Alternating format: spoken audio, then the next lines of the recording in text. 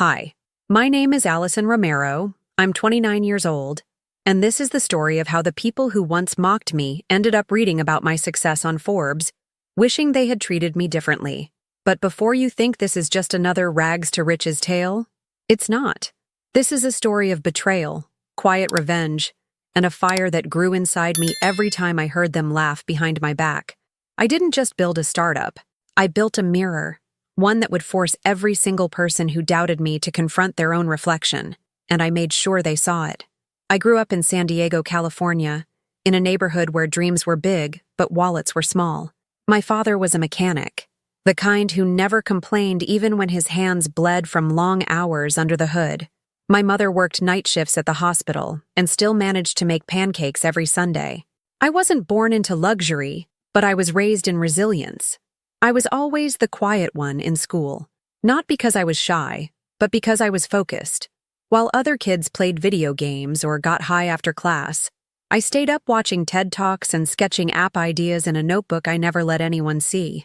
I'd be lying if I said it didn't bother me, the way they looked at me like I was weird, like I was aiming too high. But I never said anything. I stored it all in silence. Every smirk, every backhanded comment, every eye roll. Before I go any further, leave a comment with your name and where you're watching from. I want to know who's out there listening, who's strong enough to hear a story like this. Because what I'm about to share isn't just about business. It's about betrayal, survival, and the kind of growth no one teaches you in school. And maybe, just maybe, someone watching this right now needs to hear it. So don't forget to like and subscribe, because if you stay with me until the end, you'll understand how I turned sabotage into strength. By the time I hit college, the noise got louder. I went to a mid-tier university, the kind of place where ambition was mocked more than celebrated. I remember pitching my first startup idea in class, a platform for freelance sustainability consultants to connect with eco-conscious startups. It was a simple concept, maybe even ahead of its time, but they laughed. Not just laughed, howled. "Who's gonna use that crap, Allison? Bro thinks he's Elon Musk. Just get a job, man." That last comment stuck with me for weeks. Just get a job. Like the safest route was the only valid one. But I wasn't built for comfort. I was built for ignition. And what they didn't know was that every insult was fuel. Every laugh was kindling. I graduated with no honors, no job offers, and no connections. What I did have was a used laptop, $312 in my bank account, and a burning need to prove them wrong. I moved back into my parents' garage, turned it into a makeshift office, and built the first prototype of my app. I called it Verdance, short for Verdant Advance, a digital ecosystem where climate tech entrepreneurs and consultants could build together, share data, and grow. At first, no one cared. I sent 87 cold emails to potential beta users. 3 replied. 1 signed up. But I didn't stop. I couldn't stop. I knew the product had value. I just had to find the right angle, the right user base, the right pitch. I spent days rewriting copy, redesigning the interface, watching hours of pitch competitions online. I volunteered at clean energy events, not just for the networking, but because I actually believed in the mission. 2 years passed like a blur. My friends from college had jobs, apartments, company happy hours. I had ramen noodles, sleepless nights, and the soft hum of my space heater. My old classmates would post beach trips and bar nights on Instagram, while I stayed invisible, until I wasn't. Because one day, everything changed. In late 2022, a founder of a rising green tech company reached out. They were scaling rapidly and needed help managing their consultant network. They found Verdance through a LinkedIn comment. A LinkedIn comment I almost didn't write. They became our first paying client, $1,000 a month. Then a second startup joined, then a third. By spring of 2023, I hired my first employee, then 3 more. The garage was no longer enough. We moved into a co-working space in downtown San Diego, right across the street from a company that rejected me just 2 years before. I remember walking past their windows with a grin I didn't even try to hide. But I wasn't done yet. Not even close. Because success, in my world, wasn't just about growth. It was about being seen. I started posting on LinkedIn, not bragging, just sharing the late nights, the flopped ideas, the lessons, Slowly, people started noticing. Former classmates reached out, congratulating me, asking for advice. Even the guy who told me to just get a job slid into my DMs. I replied with a thumbs up emoji and archived the message. Then came the call. Forbes under 30, the email subject read. At first, I thought it was spam, but it wasn't. They'd been following Verdance, had seen our work in climate data transparency, and wanted to profile us. Me. I stared at that email for nearly 10 minutes. I thought about the garage, about the laughter, about the people who told me I was wasting my time, and I replied with one sentence: I'd be honored. The feature came out in December 2023. My name, my face, my story, all in black and white. It didn't just make me feel proud, it made me feel free. But here's where things get interesting, because the story doesn't end with success. No, this is a story about revenge. Not loud, violent revenge, but silent, surgical vindication. I never confronted those who doubted me. I didn't need to, because now, when they search my name, they see what I built. And that's louder than anything I could have ever said to their face. But one of them, one person in particular, couldn't handle my success. Someone from my past who went further than mockery. Someone who tried to ruin me. And if you think I let that slide, you don't know me. That's the real story. The part I never told Forbes. The part no one saw coming. The part where I stopped playing nice. After the Forbes feature came out, things changed fast. Investors I had once begged to take my calls were now reaching out to me. Speaking engagements, podcast invitations, even a brief moment on a morning TV show. I was being celebrated publicly as a visionary and a disruptor, but in private, I still felt the weight of my past, especially when he reappeared. His name was Tyler Mason. In college, he was everything I wasn't.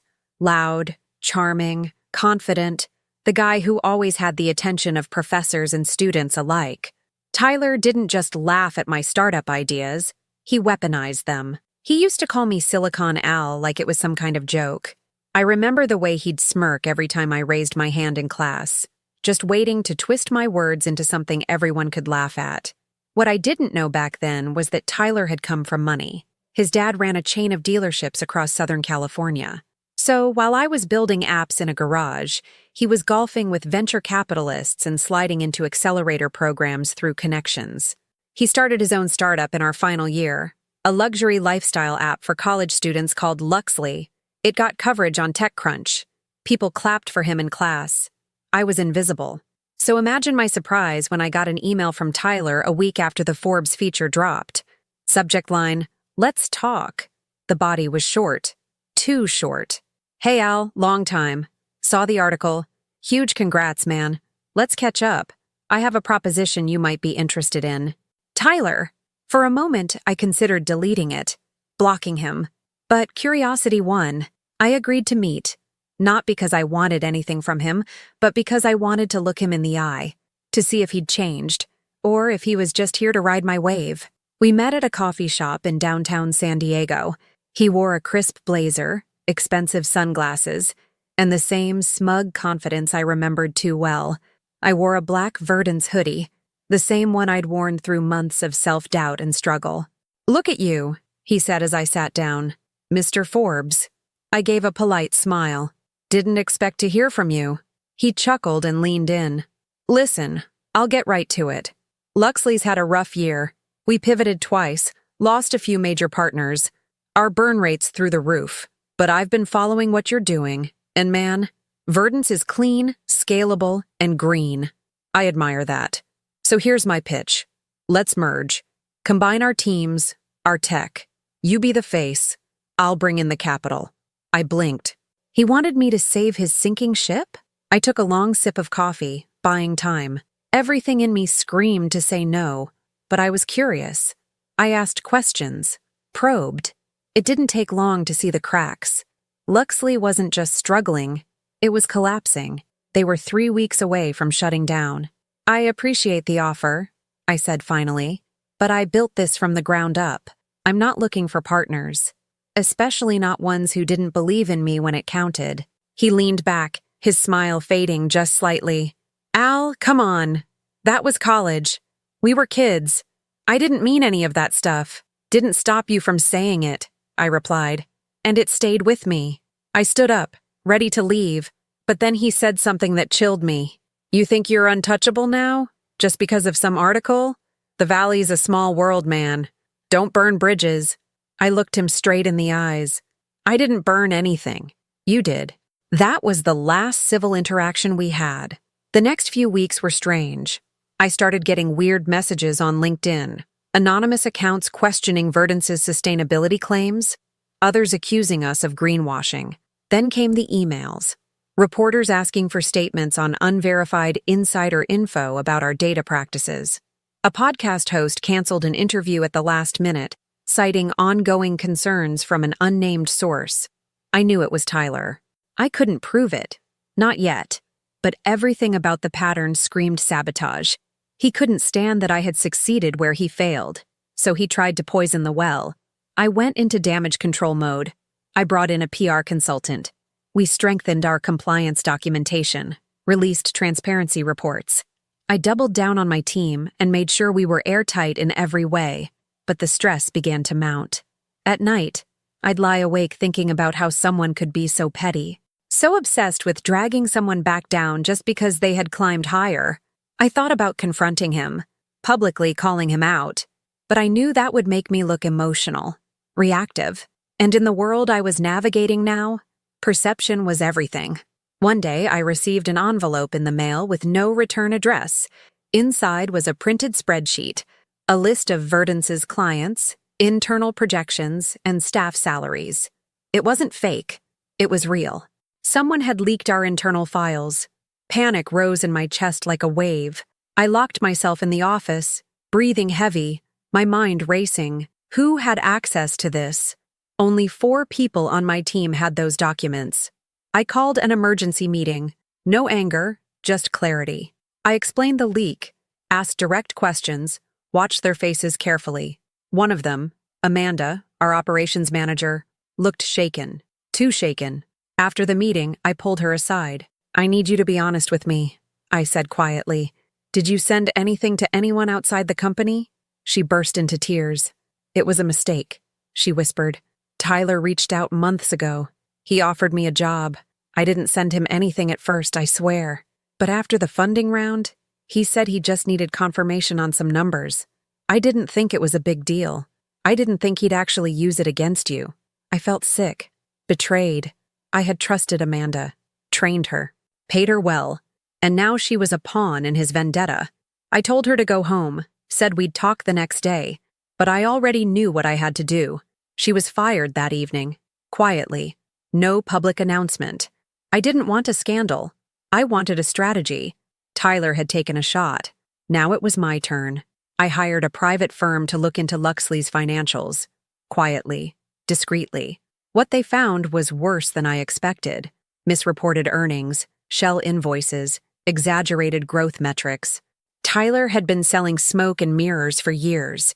I compiled everything, built a case, then handed it to a journalist I trusted. Someone who cared about ethics in tech. Someone who wasn't afraid to write the truth. The article hit the web 2 weeks later. Inside the Collapse of Luxley, When Hype Becomes Hazard. It was brutal, detailed, unflinching.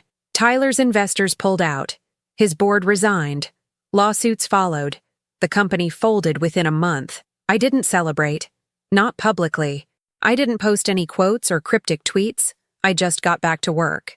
Because for me, revenge wasn't about gloating, it was about silence, the kind that echoes louder than any scream. And yet, deep down, I knew this wasn't over. Not really. Tyler had lost the battle, but he wasn't the only one watching. In this world, enemies don't disappear, they evolve, and I was just getting started. 3 months after Luxley collapsed, the air around me felt still, not peaceful, not victorious, just still. I should have felt relief. I should have felt like I'd finally won.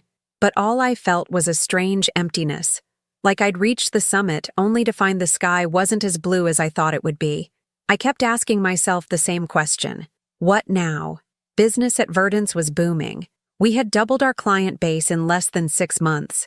Our name was being mentioned in the same sentence as legacy firms. Universities were inviting me to speak, and venture funds that once ignored me were now offering more money than I needed. But no matter how much success came through the front door, I still found myself haunted by what had happened. The betrayal, the leak, the campaign against me. It all left a scar. Not the kind people see, the kind that itches when things are quiet, the kind that whispers in your ear, asking, "Are you really safe?" I started becoming different, less trusting, more private. I read every employee's emails. I sat in on meetings I used to delegate. I stopped replying to old friends. Not out of arrogance, out of fear. Fear that success had made me a target. That the next Tyler Mason was already in my orbit, just waiting for the right moment to strike. It was around this time that something happened. Something that forced me to confront a part of myself I had buried under years of ambition. I received an invitation to speak at my old university. It was part of their Alumni Impact Series, a way of bringing former students back to inspire the next generation. At first, I wanted to decline. The idea of walking back into that place made my stomach twist. But then I thought about the students sitting in those same worn-out seats I once sat in. Kids with ideas no one believed in. Kids who were laughed at, dismissed, silenced. I owed it to them. I owed it to who I used to be. So I went. Walking across campus felt like stepping into a preserved memory. The same buildings, the same cracked pavement.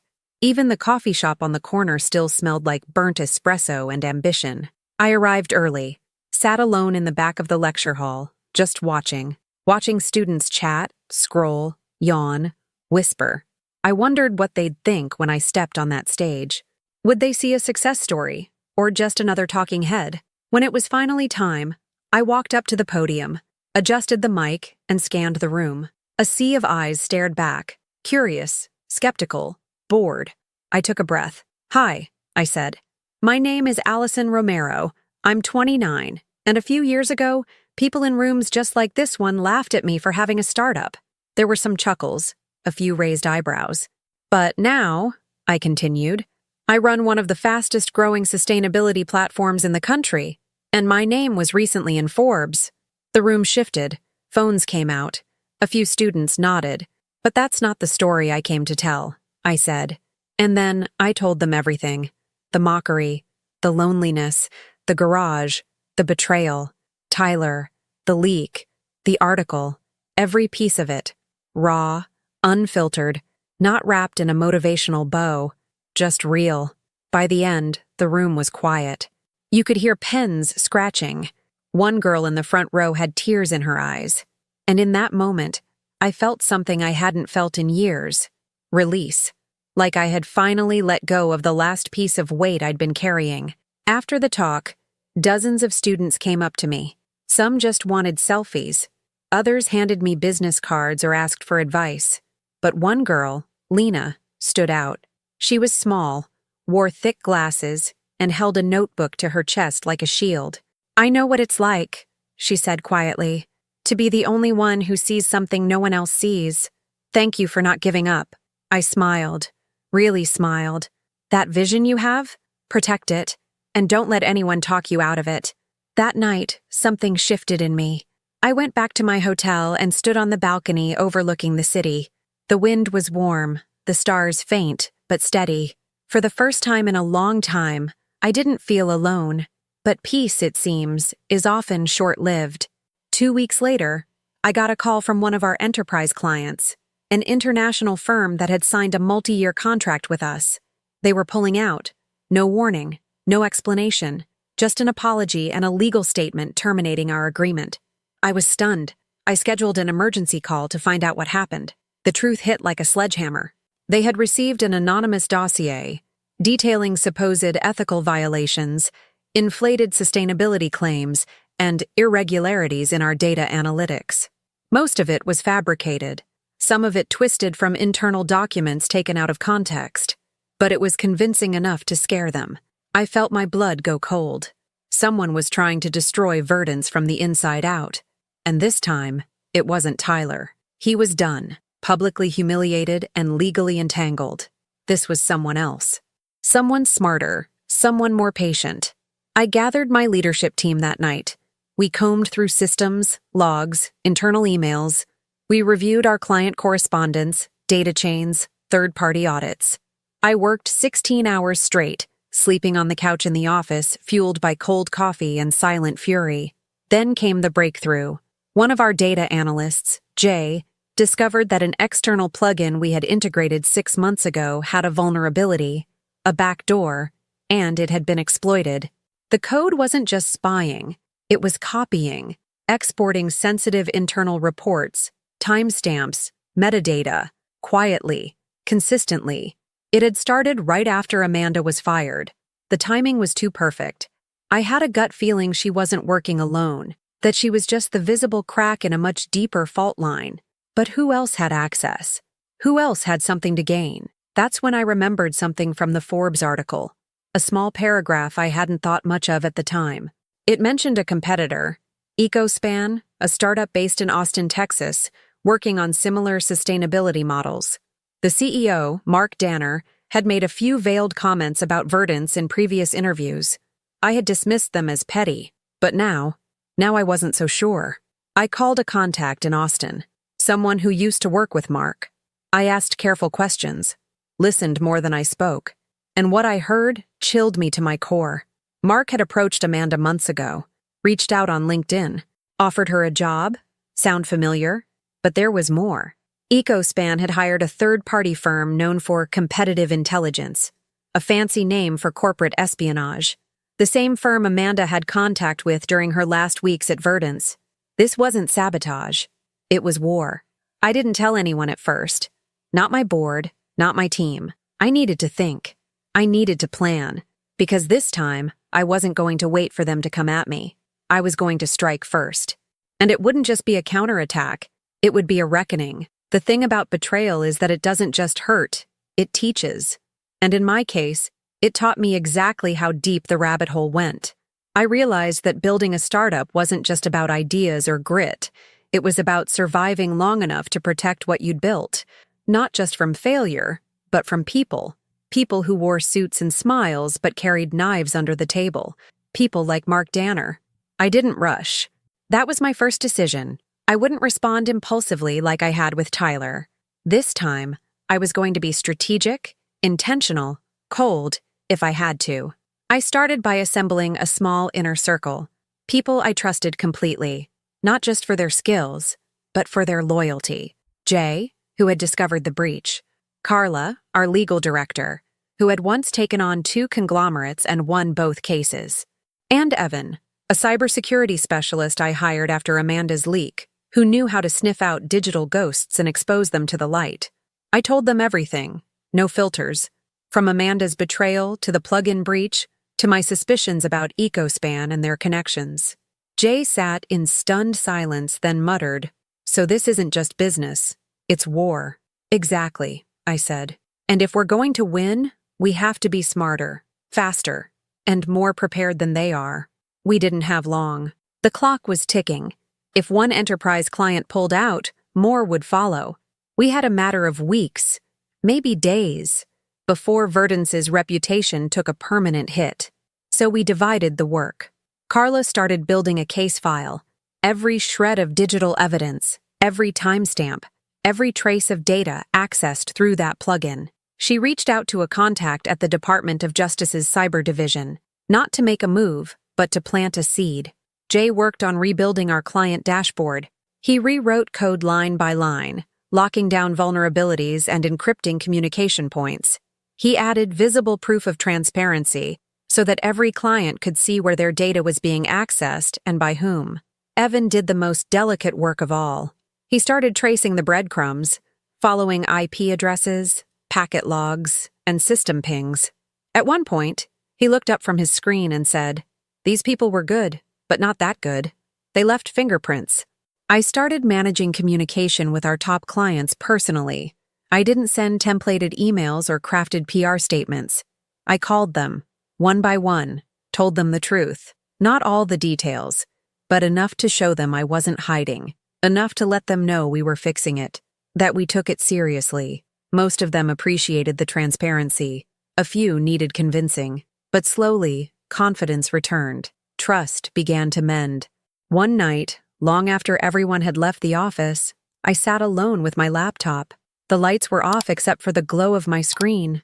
I was reviewing our original mission statement, the one I'd written in that garage, long before any of this began.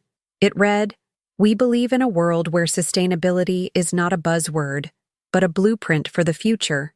We build tools to make that world real." I read it 5 times, then again, and I realized something. Somewhere along the way, I had let the fight for survival distract me from the reason I started all this. I didn't create Verdance to get revenge or to appear in magazines.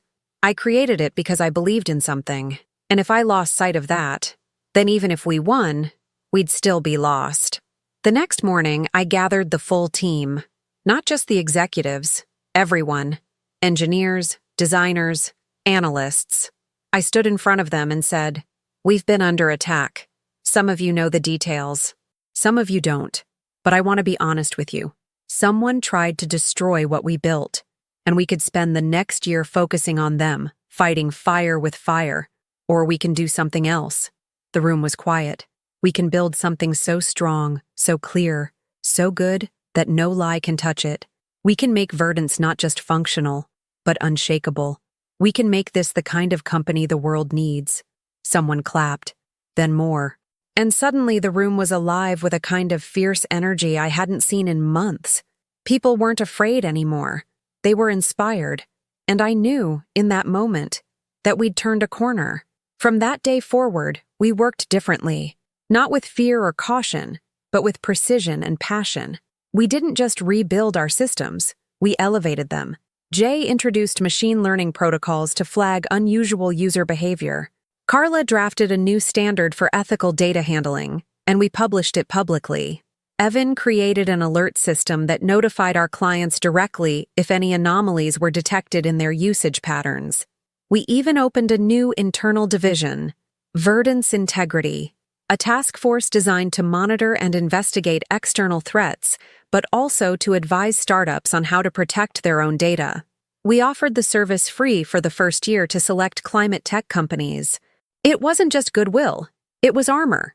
Because the best way to beat people like Mark Danner was to make sure no one else fell for their traps. But all this progress, all this growth, still left one question unanswered. What was I going to do about Mark? One afternoon, Carla walked into my office holding a folder. She placed it on my desk and said, "You need to see this." Inside was a complete dossier on EcoSpan, their finances, their staff, their timeline. The same third-party firm Amanda had contact with had also worked with Mark directly. It was all there. Emails, payments, contract clauses that danced around legality. It was enough to bury them. I stared at the folder for a long time. My hands didn't move. My mind didn't either. Carla sat down across from me. "You have 2 options," she said. "Go public, or go quiet." "And if we go public?" I asked. "We leak it anonymously. Let the journalists do what they do. Mark will never recover." I nodded, but my heart was somewhere else. Back in that garage, back in those nights when I didn't know if this would work, back when I still thought winning meant being seen. Now I knew better. Winning wasn't about headlines. It was about peace. So I made a choice. "Send it," I said, "but not anonymously. Put my name on it." Carla blinked. "You sure?" "Yes. If I'm going to take a stand, it's going to be in the light. I'm done hiding." The story broke within a week. Major outlets picked it up. Mark's reputation crumbled faster than Tyler's had. But this time, I didn't feel vindictive. I felt resolved. Because this wasn't just about them anymore. It was about me, who I had become, and who I refused to be. The morning the story went live, I woke up before the sun, not because of anxiety, not because of fear, but because my body knew this day was different. There was an eerie silence in my apartment, the kind that comes before a storm. And for once, I wasn't afraid of the thunder. I opened my phone and there it was. Front page of 3 major tech publications, a trending hashtag on X, even a feature segment circulating on LinkedIn. EcoSpan under fire for corporate espionage. My name was in the first paragraph. The article didn't shy away from the truth. It detailed the data breach, the role of the third-party intelligence firm, and Amanda's connection to both companies. It didn't paint me as a hero.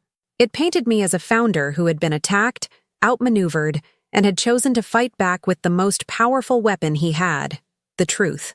Calls started flooding in by 7:30 a.m. My lawyer, my publicist, a reporter from the Wall Street Journal, all wanting quotes, interviews, next steps. But I didn't respond to anyone. Not yet. I wasn't interested in taking a victory lap, because I knew, deep down, the story wasn't finished. Not until I had the conversation I'd been avoiding for weeks. Not until I spoke directly to the man who had tried to dismantle everything I had built. Mark Danner. I didn't reach out right away. I waited until the media pressure hit its peak, until his investors had started pulling out, until EcoSpan's homepage quietly removed half their listed clients. And then, I sent one sentence to his personal email. You should hear it from me. An hour later, I received a reply. A location. A time. A place I knew well. A quiet rooftop bar downtown, one I had visited once in college when I was too broke to afford a drink. Now I'd buy the whole building if I wanted to. I arrived at sunset. The air was heavy with heat and tension. Mark was already there, sitting in a corner booth, nursing a glass of something dark. He looked tired, smaller than he had on magazine covers. As I approached, he stood, almost out of habit, then hesitated. "Allison," he said. I sat down, letting the silence linger just long enough. "You look like hell," I said flatly. He smirked. "It's been a rough couple of days."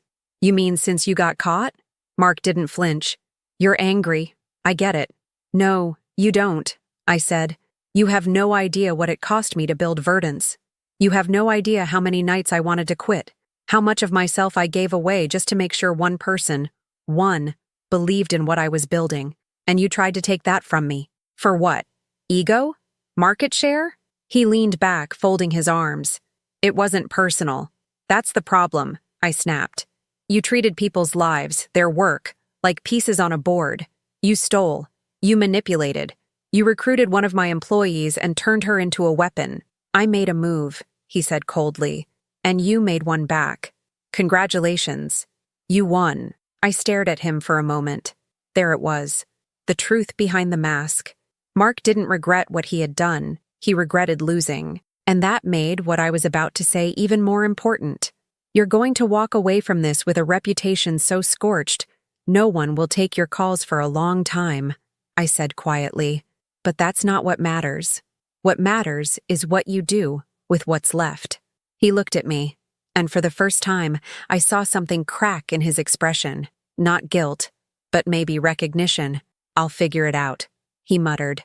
I stood up. "I hope you do," I said. "Because I didn't burn your company to the ground. You did. I just brought a mirror." I walked away from that rooftop and never looked back. Back at Verdance, things began to shift. Our name, once at risk of being dragged through the mud, was now synonymous with resilience. Clients that had once been nervous were now loyal. Some even offered public statements of support, citing our transparency and ethics as the new gold standard in tech accountability. But something else changed too. Me. I wasn't the same Allison Romero who started this journey in a garage. I wasn't the quiet, nervous outsider hoping to be taken seriously. I had become someone else. Someone sharper, someone tougher, someone who had seen the worst of the industry and chose not to become part of it. Still, I didn't let the growth get to my head. In fact, I kept our hiring small, focused. We grew carefully, taking only the projects that aligned with our mission. We launched new features, tools to track carbon offsets in real time, partnerships with renewable energy startups, an entire education wing dedicated to helping underserved communities understand sustainability. I was proud, but I wasn't content, because one thing kept echoing in my mind, over and over, like a drumbeat I couldn't ignore. Who do you become after the storm? It wasn't enough to survive the war. I had to evolve. I had to make sure that all the pain, all the betrayal, all the pressure didn't calcify into bitterness. I didn't want to be someone who won once and then guarded his empire in fear. I wanted to be someone who reached back, who pulled others forward. So I did something I never thought I would. I reached out to the university again. This time, not to speak, but to start a mentorship program. I funded a scholarship for first-generation entrepreneurs in sustainable technology. I returned to classrooms, not as a guest, but as a partner. I even offered an internship program that prioritized students who had been rejected elsewhere. Kids like me. One of them, a kid named Devin, reminded me so much of myself it hurt. Quiet, curious, underestimated. He pitched me an idea one afternoon, a way to track food waste in restaurants using an AI-enabled camera system. It was rough, raw, full of flaws, but the passion in his voice? It was real. I told him to build it, and I told him I'd fund the prototype. As Verdance reached its 3-year mark, I threw a celebration, not for investors or partners, but for my team, the people who had stayed during the chaos, the ones who showed up when it was hard. We didn't rent a ballroom or hire a celebrity DJ. We hosted it on a rooftop. Simple, honest, close to the sky. During my toast, I looked at the faces around me, smiling, laughing, alive, and I felt something I hadn't felt in years: peace. But then, as the night grew quieter and the stars blinked above, I realized something else. The world didn't care that I'd been on Forbes. It didn't care that I'd taken down 2 corrupt startups or built an ethical tech company. The world kept spinning, kept challenging, kept demanding, and that was okay, because I was ready, more than ready. There's a moment, just before dawn, when the sky holds its breath, the stars fade, but the sun hasn't yet appeared. The world is quiet, suspended between night and morning. That's how it felt in the weeks after everything settled. I stood at the threshold of something new, something I couldn't quite name yet, but I knew I was no longer who I'd been. Verdance had not only survived the storm, it had grown because of it. The platform was stronger, more secure, more innovative. Our clients were loyal in a way that couldn't be bought. We didn't just offer a product anymore. We offered trust, and that was worth more than any round of funding. Investors noticed. So did competitors. But I wasn't watching them. I was looking ahead. I still lived in San Diego, though I'd moved out of my apartment and into a small house near the coast. Nothing extravagant, just a space that felt like mine. The garage was empty, but I never repurposed it. Every time I walked past, I left the door open just a crack, like a tribute to the beginning. The echo of that silence was still sacred to me. I spent more time with people, real people, not just founders or investors or journalists, but students, nonprofit workers, environmental activists who didn't have a platform but had voices worth listening to. I sat in circles and asked questions. I listened more than I spoke. For the first time, I wasn't trying to prove anything. I was just there, present. But something kept pulling at me, a thread I couldn't let go of. The revenge, the wins, the public recognition, they had closed a chapter, but they hadn't finished the story. Because even as I rebuilt my world, I couldn't help but wonder what kind of man I had become. Not in the headlines, not in the articles, but underneath it all. Had I lost something in the process? Had I left behind parts of myself that I shouldn't have? One afternoon, I took a walk through my old university campus. No cameras, no speaking engagements. Just me and the sidewalk that once carried the weight of my doubts. The trees were taller. The paint on the benches was fresher, but the feeling was the same, that quiet hum of hope and uncertainty. I sat on a bench outside the engineering building and watched students rush past, earbuds in, coffee cups clutched like armor. One girl dropped her notebook and scrambled to pick it up. Another ran by, muttering into her phone. A guy sat under a tree with his laptop open, his brow furrowed in concentration. I could tell just by looking. He had a dream he hadn't said out loud yet. It hit me then. This was where the fire had started, not in the garage, not in the magazines, but here, in this place where I was invisible. This was where I made the decision that changed everything, not to succeed, but to survive, to endure, to keep going even when no one clapped, even when they laughed, even when they tried to bury me. That decision was still with me. It lived in my bones now. When I got back to the office the next day, I made another decision. I called my assistant and said I wanted to schedule something, not a product launch or a press conference, but a round table. Just me, my leadership team, and 10 employees randomly selected from different departments. No agenda, just conversation. When we gathered, I told them the truth. I want to make sure we don't lose our soul, I said. We've grown, and I'm proud of that. But growth isn't the goal. Impact is. Integrity is. I want this place to always feel like the kind of company we wish existed when we were just getting started. They nodded. Some smiled. Some looked surprised. But I saw something else in their eyes. Respect. Not the kind built on fear or authority. The kind built on trust. That day, we decided on a new internal principle. We called it the mirror rule. Every product we launched, every decision we made, every hire, every partnership, it all had to reflect who we were. If we looked in the mirror and didn't like what we saw, we didn't move forward. Simple, powerful, non-negotiable. The mirror rule changed the way we worked. It became our compass. And slowly, other companies took notice. Not just clients, but competitors. I started receiving messages from other founders asking how we rebuilt after sabotage, how we maintained culture during hypergrowth, how we avoided burnout, drama, toxicity. I answered every one, not because I wanted recognition, but because I remembered what it felt like to have no one to ask. One day, months later, I received a package in the mail. No return address, just a small box wrapped in plain brown paper. Inside was a single sheet of paper and a metal nameplate, the kind you'd find on an office desk. The nameplate read, Tyler Mason, CEO.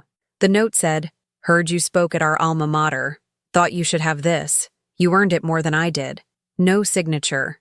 I sat there holding that cold piece of metal, remembering everything it represented. Arrogance, humiliation, the hunger to prove I mattered. And then I smiled. Not with bitterness, but with something softer, something like release. I placed the nameplate in a drawer and never opened it again. A year after the article broke, Verdance was invited to the Global Tech and Sustainability Summit in Geneva, not just as attendees, but as keynote speakers. I was asked to open the conference, 10 minutes, one microphone, an audience filled with CEOs, policymakers, and innovators from every continent. The night before my speech, I sat in my hotel room, staring at the blank notepad in front of me. I didn't want to talk about numbers or growth charts or feature updates. I wanted to say something real. So I wrote one sentence. They laughed when I said I had a startup, until they saw my name in Forbes. I paused. Then, underneath it, I wrote, but by then, the only name that mattered to me was mine. That became my closing line the next morning. When I stepped off the stage, I didn't rush. I didn't check my phone or run to the press booth. I walked outside into the crisp Swiss air and let the wind hit my face. I closed my eyes. It was quiet. But this time, it wasn't the silence of being ignored.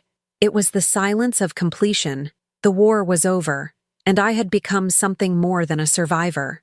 I had become someone whole. 2 years had passed since my name appeared in Forbes.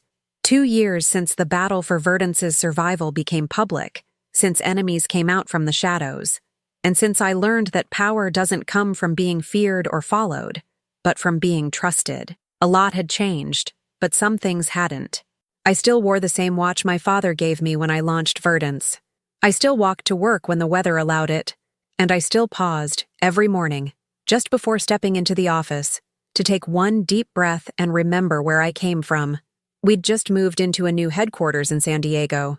Not a towering glass monument, but a converted library, sunlight streaming through arched windows, shelves lined with living plants and books about climate, philosophy, and innovation. The first room you see when you walk in isn't a boardroom or a product wall. It's a timeline, our timeline. On one side, photos of the garage, the first team, our early sketches.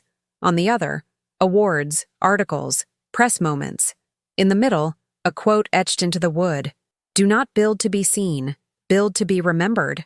That quote wasn't mine. It belonged to someone named Elena Vega, a climate activist who died 5 years ago in the Amazon. I had read it in a journal she kept, one that resurfaced after her passing. When I saw the line, I wrote it down on the back of a receipt and carried it in my wallet for months. It reminded me that fame fades, But impact doesn't. Verdance was no longer just a tech company. We had become an ecosystem. Beyond our core platform, we had launched Verdance Labs, a nonprofit that partnered with schools to teach environmental literacy through storytelling and real-world projects. We'd also established Verdance Circle, a coalition of climate startups committed to transparent collaboration over competition. Every quarter, we shared insights, wins, failures, openly. We even held summits where former rivals sat side by side, drawing plans on whiteboards that used to separate them. I still worked as CEO, but my days were less about product meetings and more about mentorship. I spent hours each week sitting with young founders, listening, asking questions, pointing out blind spots not with criticism, but with care. Some of them reminded me of myself, others didn't, but that was the point. The world didn't need more Allisons. It needed voices of every color, accent, background. So I listened. And I learned. One morning, while sipping coffee on the rooftop garden of our building, Jay approached me with a box. "This came to the office," he said, handing it over. There was no label, just my name handwritten in ink. Inside was a book, The Art of War by Sun Tzu, with a sticky note on the first page. "I finally understand the chapter on knowing yourself. Thanks for holding the mirror. M." I knew who it was from. Mark Danner. I hadn't heard from him since the rooftop conversation that ended our Cold War. I didn't know what became of him, though I'd heard whispers. He had left the industry, spent time off-grid, maybe even gone back to school. I didn't need the details. The note was enough. I kept the book on a shelf behind my desk, not as a trophy, as a reminder. Months later, I was invited back to the university, not as a speaker, but as a namesake. The school wanted to rename their Sustainable Entrepreneurship Center after Verdance. At first, I hesitated, not because I wasn't honored, but because I didn't want the story to become about me. I wanted it to remain about the students, the ideas, the risks they take when no one's watching. But then a student reached out, a young woman named Aisha. She was a freshman, originally from Nairobi, working on a project that turned discarded glass into building materials. She'd read our story, every part, and in her email, she wrote, "If your name is on that building, it'll remind people like me that we're not crazy for believing we can change things." So I said yes. The dedication ceremony was simple, a small crowd, no big press. I wore the same shoes I wore in the garage the first night I sketched Verdance's wireframe, not out of nostalgia, but out of grounding. As the plaque was unveiled, I looked up and saw my parents in the front row. My father, now retired, still wearing his mechanic's jacket. My mother, holding back tears. I wasn't a kid in their garage anymore, but I was still their son. And in that moment, I think we all felt it, the full circle. After the ceremony, I sat on the steps of the building with Aisha. She told me about her project, her struggles with funding, how professors didn't take her seriously yet. I smiled and told her I once pitched an app that got laughed out of a classroom. "You think I'll make it?" she asked quietly.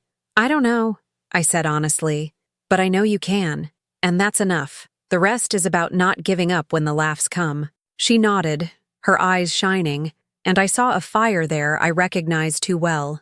Later that year, Verdance was named one of the most impactful startups of the decade by a global sustainability consortium. I didn't attend the ceremony. I sent our community manager, a woman named Priya who had started with us as a volunteer. When she returned with the award, she said, "They were shocked you didn't come." I smiled. Good. Let them stay curious. That was my new goal. To stay curious. To stay small in the places that mattered, even as the company grew. To keep asking, not just what can we build, but why does it matter? One night, much later, I returned to the garage, the original one. My parents had converted it into a guest room, but they'd kept the corner desk where I used to work. On the wall was a framed copy of the Forbes article.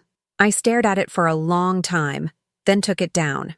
In its place, I pinned a photo of our first Verdance team, all 5 of us squeezed into that tiny room with coffee cups and messy cables and tired eyes. Underneath, I taped the words. They laughed when I said I had a startup. Then I wrote one more line, but they weren't laughing when we built something that outlasted them all.